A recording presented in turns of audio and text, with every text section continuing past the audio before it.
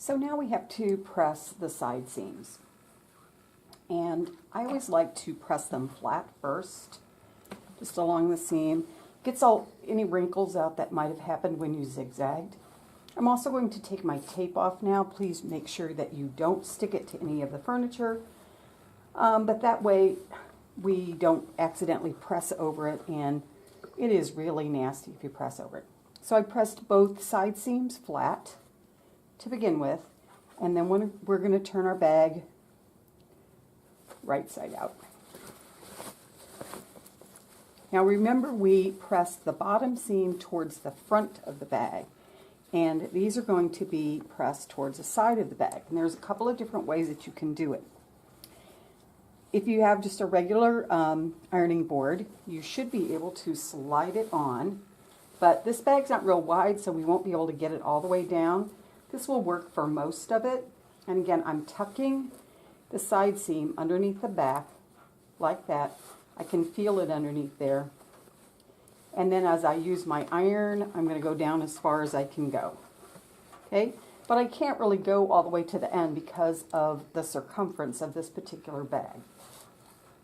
So I could try to do it on this kind of ironing board. Doesn't work that well. We have a couple of other options.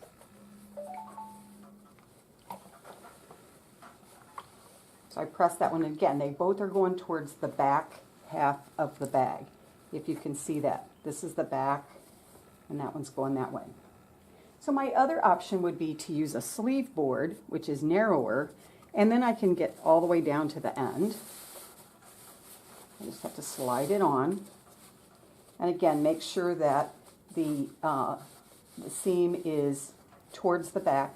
A couple of threads here. I'm going to come back with the scissors and clip those off because I don't want those to hang around there.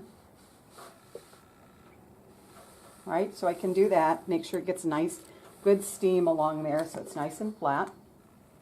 And then my other option, if I don't have a sleeve board, and these are kind of expensive, you could use a seam roll. And one that I use, which is relatively inexpensive, is half of a 1-inch wooden dowel.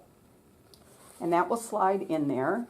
I can actually get it all the way through to the end and out the other side. And then I just make sure that my seam line is going the direction that I want. And this one does not have any kind of finish on it, so it doesn't hurt your fabric at all. And that lets you get in there and press that seam flat and completely open and ready to go. So now that you have pressed both side seams, you're ready to do the bottom corners, which will be these next two seams.